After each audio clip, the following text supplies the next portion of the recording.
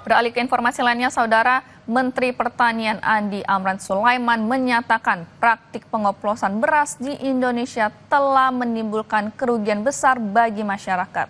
Mentan menyebut nilai kerugian mencapai 99 triliun per tahun. Dalam rapat kerja bersama Komisi 4 DPR RI, Amran menyebut ada dua jenis kerugian dalam kasus beras oplosan ini. Yang pertama adalah kerugian negara terkait program stabilisasi pasokan dan harga pangan atau SPHP. Menurutnya sebagian besar beras yang seharusnya dijual murah justru dialihkan ke pasar sebagai beras premium. Kerugian kedua, Saudara, yakni kerugian masyarakat karena tertipu membeli beras yang tidak sesuai mutu dengan harga tinggi. Ini SPHP diserahkan pada toko 20% etalase, 80% dioplos jadi premium. Itu satu, Pak. Ini kerugian negara. Kalau ini 99 triliun, itu adalah masyarakat. Sebenarnya ini 1 tahun. Tapi kalau ini terjadi 10 tahun atau 5 tahun, karena ini bukan hari ini terjadi. Ini sudah berlangsung lama, Pak. Tetapi nanti angkanya sudah pasti bukan 100 triliun, pasti di atas. Kalau ini dilacak, Pak, ke belakang. Jadi kerugian masyarakat bukan hari ini, tetapi ini sudah, merek ini kan sudah lama, Pak, bukan baru tahun ini. Jadi itu, ini beras biasa, ini lab, Pak, hasil lab. Ini beras biasa dijual dengan premium. Beras biasa yang beras curah, ini tinggal ganti bungkus dan ada foto-fotonya sama kami, Pak. Kami serahkan penegak hukum. Kemudian ini bungkus premium, ini tinggal mau beli yang mana. Jadi kalau premium, jadi harganya yang naik, bukan kualitasnya naik, Pak. Ibaratkan gampangannya gini, Pak. Emas 24 karat, sebenarnya ini 18 karat. Tapi dijual 24 karat semua, Pak. Menteri Pertanian Andi Amran Sulaiman menyatakan sebagian produsen dan penjual merek yang terlibat pengoplosan beras telah menarik produknya sekaligus mengubah harganya. Amran menjamin penarikan beras oplosan tidak akan menimbulkan kelangkaan beras di pasaran. Sudah pemeriksaan, ada yang kami cek, itu ada penarikan sejak pemeriksaan. Sudah ada penarikan. Lah itu enggak. Itu kan beras yang beredarnya di pasaran, Pak. Enggak mungkin. Gimana langka? Stok kita tertinggi sepanjang sejarah. Yang kedua, kita berproduksi terus. Sesuai BPS, kita surplus sekarang ini kurang lebih dibandingkan konsumsi 3 juta ton lebih. Jadi tidak mungkin langka. Kalau katakanlah ditarik, kan tidak boleh disimpan, tidak boleh disimpan suatu gudang dan tidak dikeluarkan, nggak boleh kan? Jadi harus dikeluarin. Cuma yang diubah adalah harganya sesuai dengan kualitas barang tersebut. Kalau beras biasa harus harganya beras biasa, bukan premium. Masih soal beras oplosan, Saudara, Ketua Komisi 4 DPR RI Titik Soeharto sempat menyinggung nama Menteri Koordinator Bidang Pangan Zulkifli Hasan. Titik minta Zulkifli ikut turun tangan menangani permasalahan beras oplosan.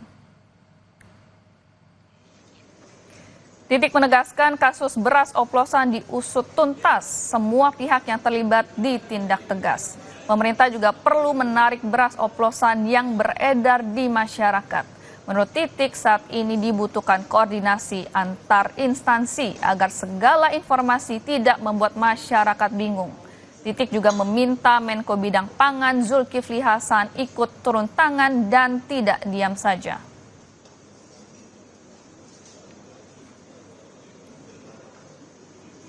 Kita serahkan ke kementerian, itu kan ada Menko-nya ya, tolong Menko-nya tuh juga turun tangan, jangan diam-diam aja, supaya ini dikoordinasikan gitu ya, jangan sedikit-sedikit heboh ini heboh itu gitu ya, ini rakyat jadi bingung gitu. Ini kalau itu perusahaan-perusahaan besar ya harus kita nggak boleh lihat pilih-pilih itu perusahaan besar atau kecil, harus ditindak ya kalau memang itu betul salah, terbukti dia ngoplos gitu. Kasus beras oplosan saudara juga dibahas di Komisi 6 DPR saat rapat dengan Menteri Perdagangan Budi Santoso. DPR curiga ada kartel di belakang praktik beras oplosan.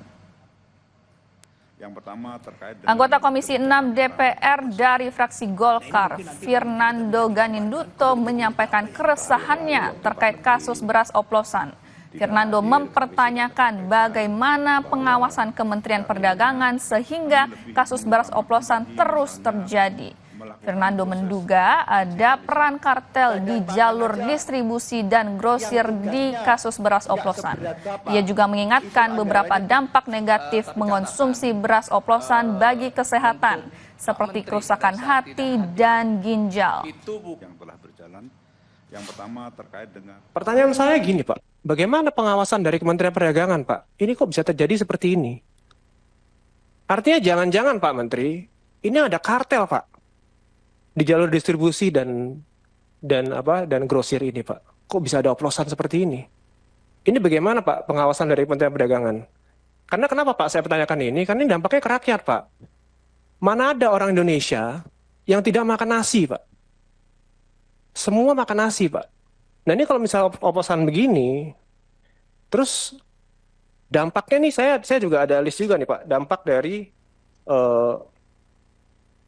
dari beras oplosan, Pak. Ini kerusakan hati, ginjal, zat kimia atau bahan tambahan berbahaya, gangguan pencernaan, dan seterusnya, Pak.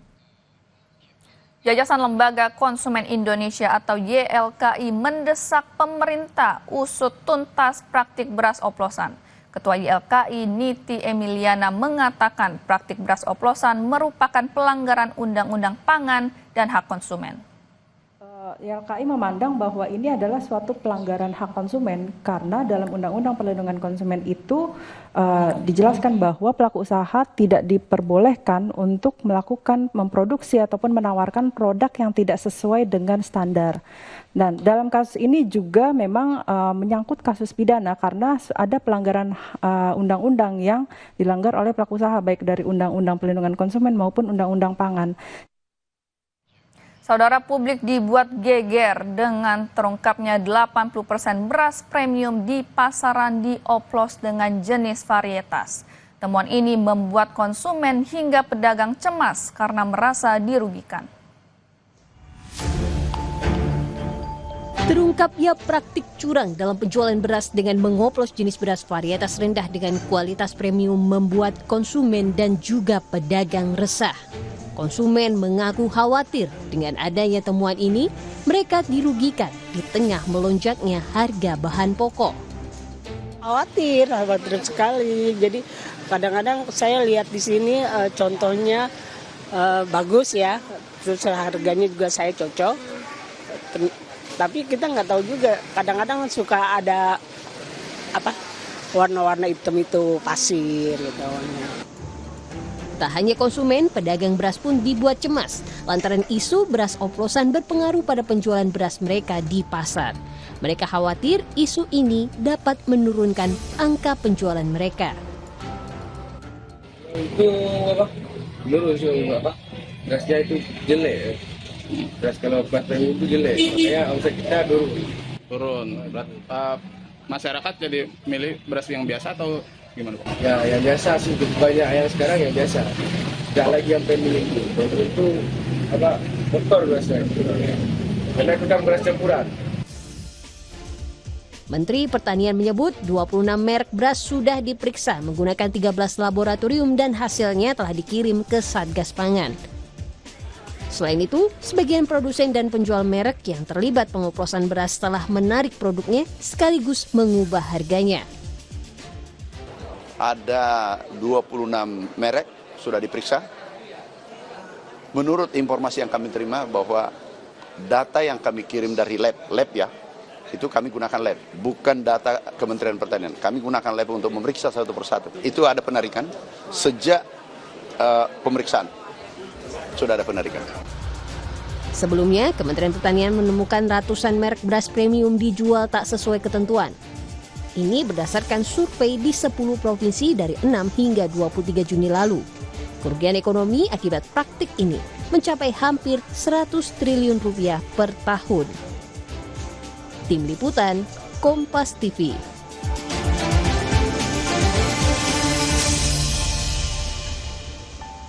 Jangan beranjak dulu saudara, kami akan segera kembali dengan informasi soal Amerika Serikat sepakat turunkan tarif impor untuk Indonesia dari 32% menjadi 19%.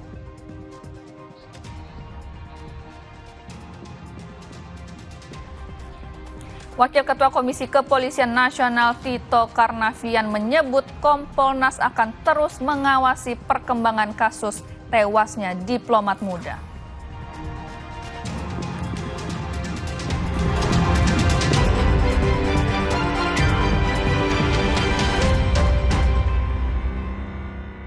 Kekhawatiran saya itu ada banyak yang kayak mafia bola. Peristiwa yang paling menjadi perhatian publik, layak dibahas dalam durasi waktu istimewa. Fakta demi fakta yang mengiringi berita terkini harus dipaparkan detail dan komprehensif. Ini penambang ilegal, lihat di desa saya.